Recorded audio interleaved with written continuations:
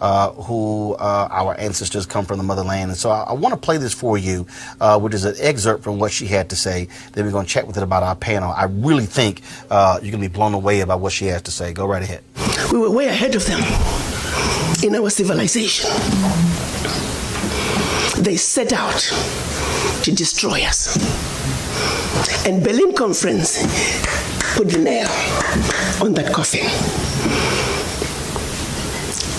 So they gave Djibouti the same sovereignty as the United States. They gave Burundi the same sovereignty as China. They gave Togo. You see, the EU realizes individual little countries, they can't survive on the world stage. So they come together as the European Union. Now picture this now. So they cut up this Africa into the tiny little countries, small economies that could never survive on their own, but gave them the same sovereignty as the big boys. So that way, when the little bitty countries go to the world stage for the purposes of development and discussing trade, they're wannabe boxers who are being thrown into the heavyweight boxing ring every day. How do you put China in the same boxing ring with Eswatini? Eswatini has 1.2 million people. China has 1.4 billion people. And you put them on the same stage and say, go at it, negotiate. Are you with me? Yes. This is insanity of the highest order. How have we allowed this carnage to go on? When Eswatini is thrown in the same boxing ring with China and Eswatini collapses before Eswatini even gets on the stage, the world says, well, Eswatini, what's wrong with you? Why can't you take care of your people? Well, China came in and said, Eswatini, give me all your gold or else. And if Eswatini does not agree, they just go on next door to Lesotho and give Lesotho an extra $1. And if Lesotho doesn't take it, they just jump on to Togo, Central African Republic. It was all by design. 1884. They did something else in addition to chopping us up. They also set out to make the African believe that everything African was bad and undesirable, and everything Western, particularly French and British, was more desirable. We call that the legacy of colonization. Prior to that, they had started long working on the slaves. Make them think everything about them, forget anything about Africa. Where you come from is a horrible place, diseased and dying people, constantly at war with themselves, uncivilized. Cut out any communications with them. You need to just know what we tell you. And we call that the legacy of slavery. So that's where you look at where we are today. 135 years later, a system that was put in place to see to it that Africa and her children are forever defeated, that Africa is forever exploited, remains in place today, alive and well. And we sit here and we ask ourselves, why isn't Africa moving forward?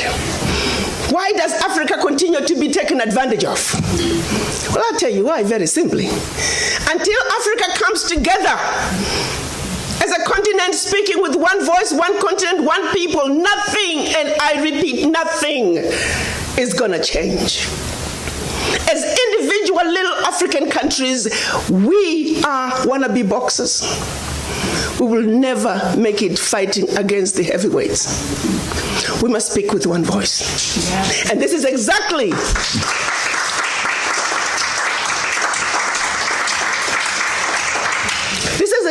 what our Pan-African leaders wanted to see happen in 1963 when they came together in Addis Ababa, Ethiopia. They clearly stated that Africa for the Africans at home and abroad, and that African Union was now.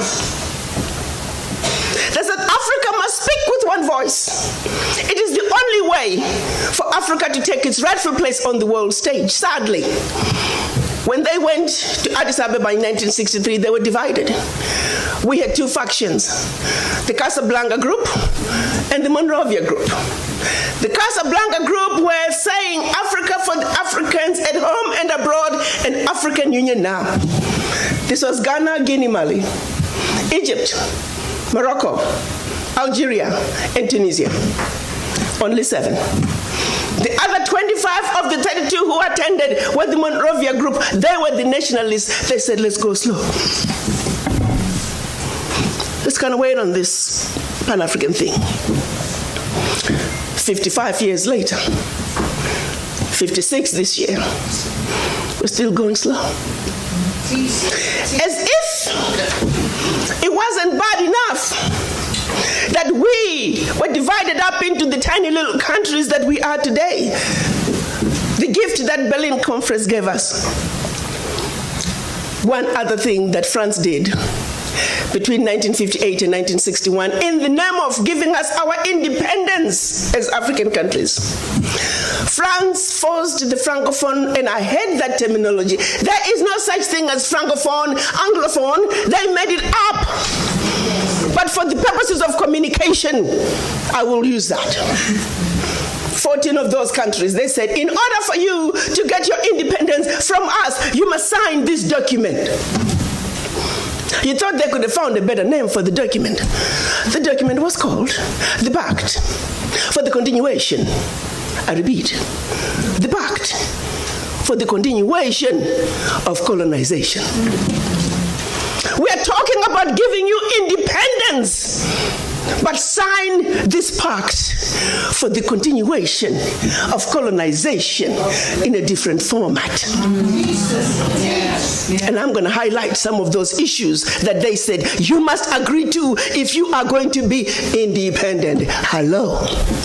Maybe we need to redefine the meaning of independence for the French.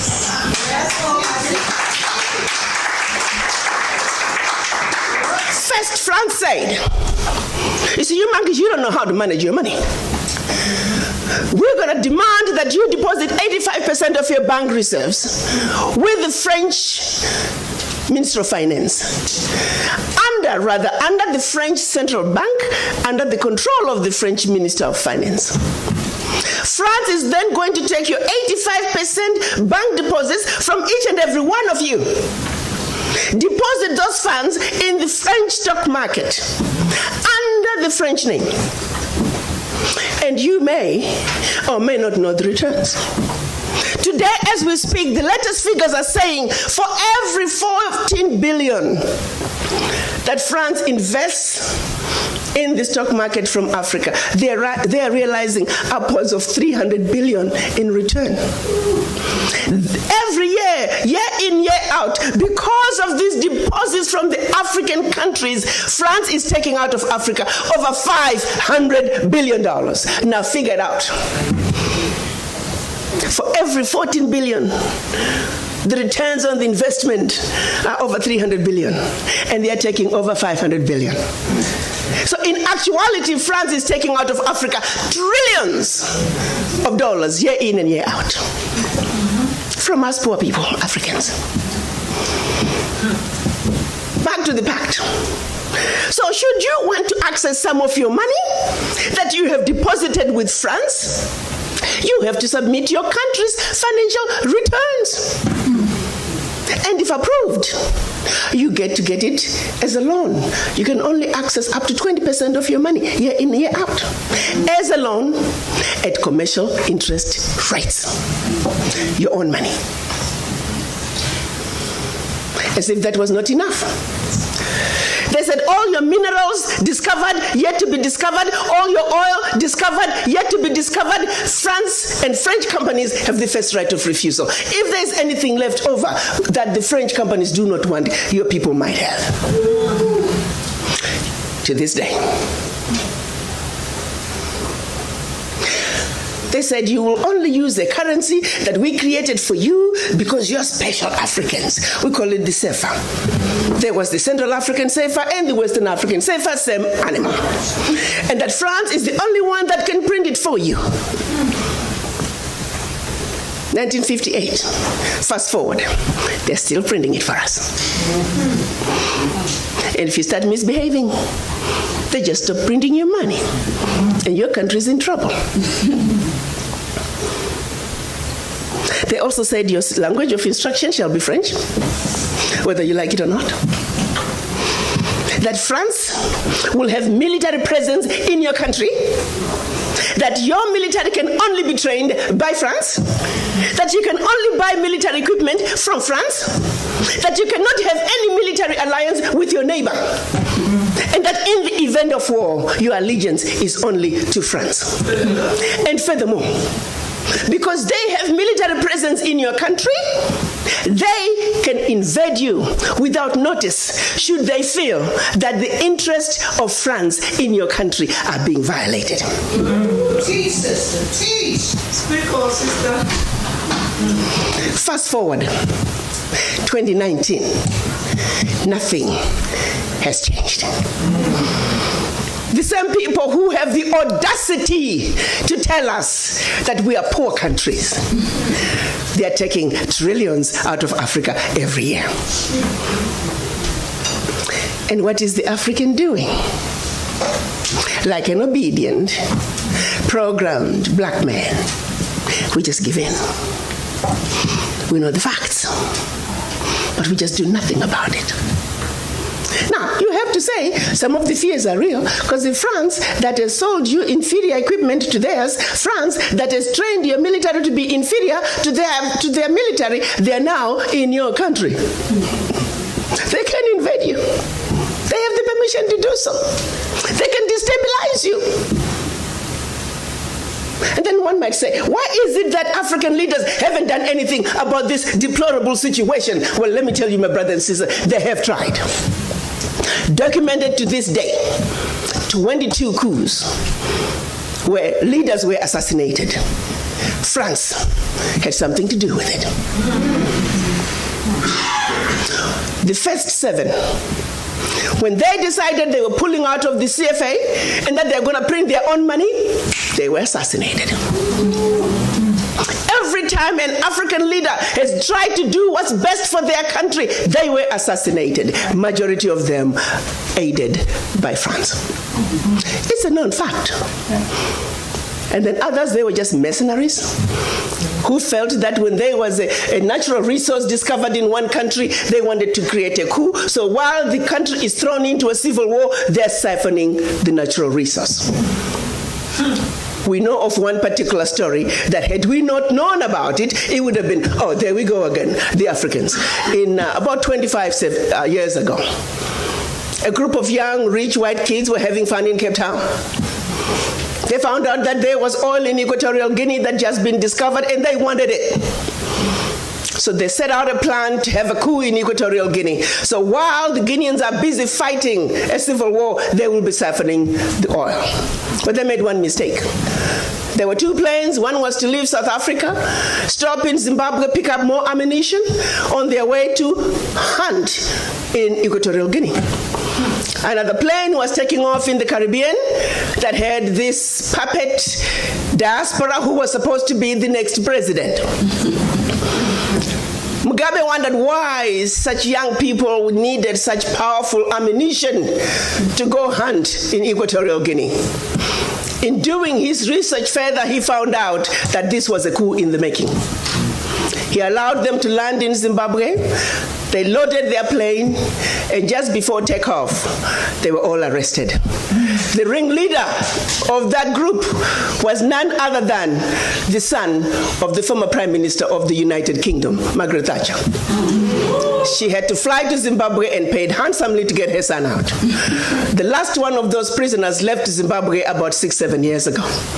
Had these young people succeeded, it would have been another coup. There you go, the Africans again. Such, my brothers and sisters, is the story of your Africa. They don't do coups anymore. They simply create instability. So when you hear of an instability in an African country, ask yourself, what is really going on? Because what they are telling you is really going on is just a shiny object. The real issue is over here.